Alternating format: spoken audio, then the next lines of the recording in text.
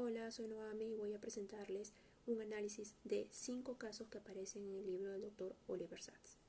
El primer caso va a ser la señora B. Bien, la señora B, el caso presentaba una mujer de 60 años que sufrió un grave ataque que afectó su hemisferio cerebral derecho.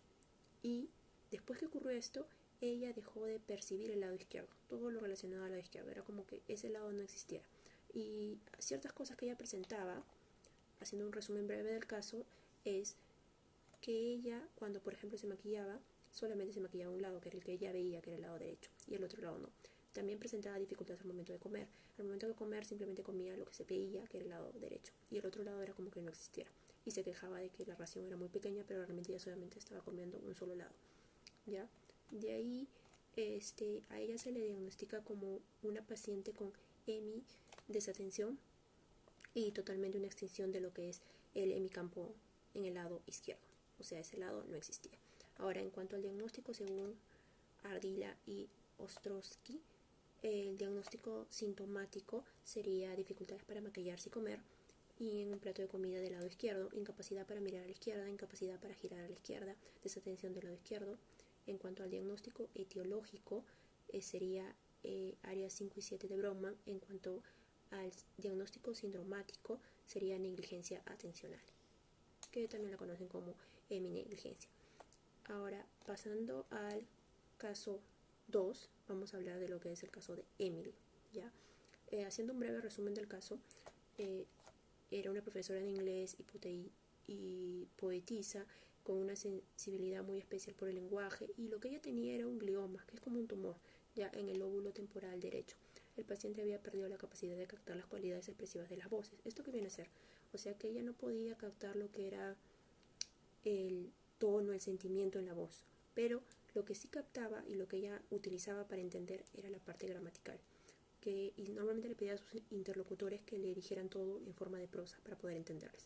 Entonces, cuando ella, este caso es el discurso del presidente, cuando ella escucha el discurso del presidente, ella siente que no está cumpliendo con todas las reglas del uso del lenguaje correcto, y eso le hace creer o le hace sentir. Y aquí ella no puede percibir el tono, las emociones, si el presidente estaba alegre, triste en su tono de voz, ella no percibía eso. Entonces, por la estructura y el lenguaje que él utiliza, le parece que no hace un uso correcto del lenguaje y que algo está ocultando. Ahora, este caso, específicamente yo he analizado la parte de Emily, pero existen otros pacientes que también escuchan el discurso, pero en el caso de Emily particularmente nos vamos a centrar de hacer el diagnóstico. El diagnóstico sintomático, los síntomas que ella presentaba eran incapacidad de captar las cualidades expresivas de las voces, el tono, el timbre, el sentimiento, todo su carácter. En cuanto al etiológico, la causa de lo que ella presentaba era un tumor cerebral, lo que llamamos glioma. En cuanto al diagnóstico topográfico, la ubicación sería en el lóbulo temporal derecho. Y luego, en cuanto al sindromático, ella presentaba lo que era la agnosia tonal. En cuanto al tercer caso, vamos a hablar de Thompson, ¿ya? En este caso, él era un hombre que fue diagnosticado con síndrome de Korsakoff y fue ingresado a una institución mental para su tratamiento. ¿Cómo empezó sus síntomas? Tras una fiebre muy alta, él empezó a delirar y dejó de reconocer a su familia.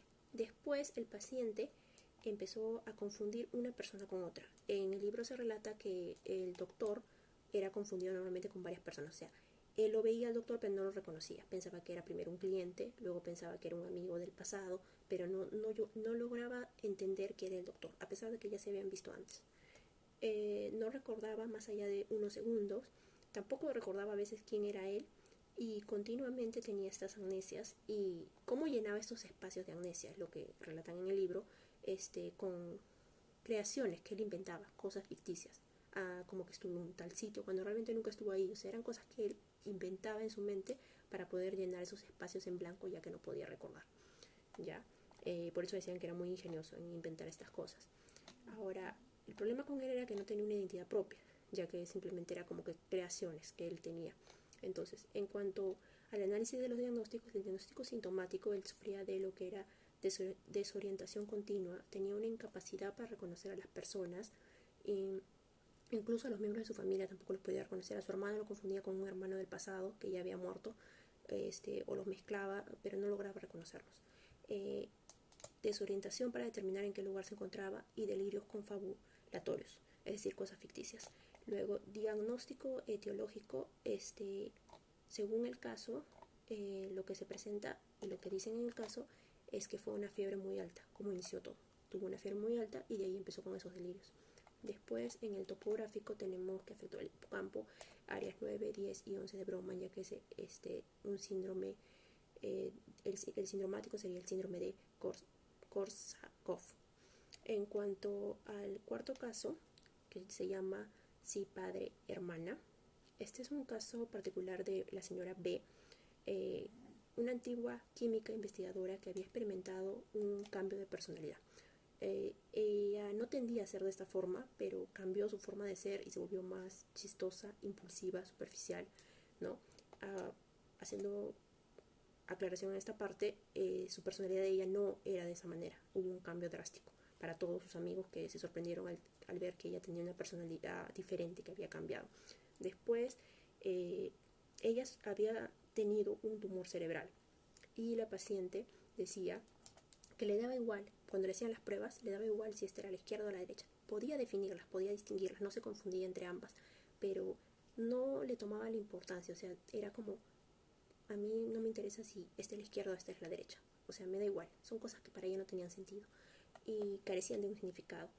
Y nada realmente le resultaba importante, o era como que todo hubiera perdido sentido, como si las cosas normales que para todos tienen un sentido, ella no le encontraba un sentido. Solo se dedicaba a hacer bromas o chistes, pero chistes que no tenían una lógica. Ahora, en cuanto a los diagnósticos que se le toma a ella, en sintomático, ella cambió de personalidad, luego hacía chistes sobre cualquier cosa, pero no tenía una lógica, luego incapacidad para comprender los sentimientos de otros, no era capaz de entender lo que otros sentían, porque tampoco entendía ciertas cosas que ellos podían hacer como bromas. Luego, pero sí ella hacía bromas, pero que no tenían una lógica, pero para ella sí. Luego, el diagnóstico etiológico, ella tenía un tumor cerebral. En cuanto a diagnóstico topográfico, estamos hablando de un síndrome y que afecta la parte de las áreas 9, 10 y 11 de Brodmann. Y en cuanto al diagnóstico sindromático, el síndrome es el síndrome de Witzel-Schuss, pero este síndrome, bueno, es conocido ya como el síndrome, como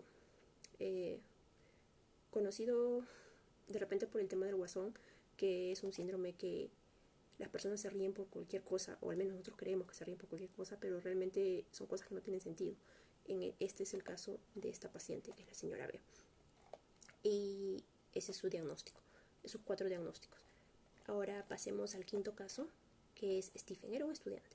Stephen, de 22 años, que consumió drogas, cocaína, PCP y anfetaminas. Y tuvo un sueño vívido la noche que consumió esas drogas, que él era un perro y que empezó a percibir todos los olores, ¿ya? Y al despertar, precisamente su mundo había cambiado y se había vuelto de esa manera. Podía percibir cualquier clase de olor y reconocer a las personas a través del olor. Incluso saber cuántas personas había en un lugar solamente por el olfato. Lo que ocurre con él es que su sentido del olfato se puede decir que se aumentó, se exaltó, gracias a las drogas que había consumido. Y el paciente podía incluso oler las emociones de los demás, podía oler el miedo, la alegría, lo mismo que ocurriría con un perro, él podía distinguir todo eso. Y podía identificar, incluso orientarse usando su olfato, podía identificar en dónde estaba, cómo llegar a un lugar, todo a través de los olores. Entonces el diagnóstico, los 4 diagnósticos de él sería: el primero, diagnóstico sintomático, que presentaba una exaltación del olfato. En cuanto a, ese es lo más relevante, el olfato fue lo que en el caso de él se desarrolló. Luego el diagnóstico etiológico, que fue un trastorno consecuente de las drogas. En cuanto al diagnóstico topográfico, las áreas afectadas fueron en las áreas 28 y área 34 de Brodmann. El diagnóstico sindromático es la hiperosmia, ¿ya? Que es, como su nombre lo dice, un desarrollado, una exaltación ya muy desarrollada de lo que viene a ser el olfato, ¿ya? Hiper. Y bueno, las áreas de Brodmann, ya las dije, 28 y 34, porque están relacionadas con el tema del olfato. y esos serían los 4 diagnósticos del caso de Stephen. Y con eso concluyo la exposición. Gracias.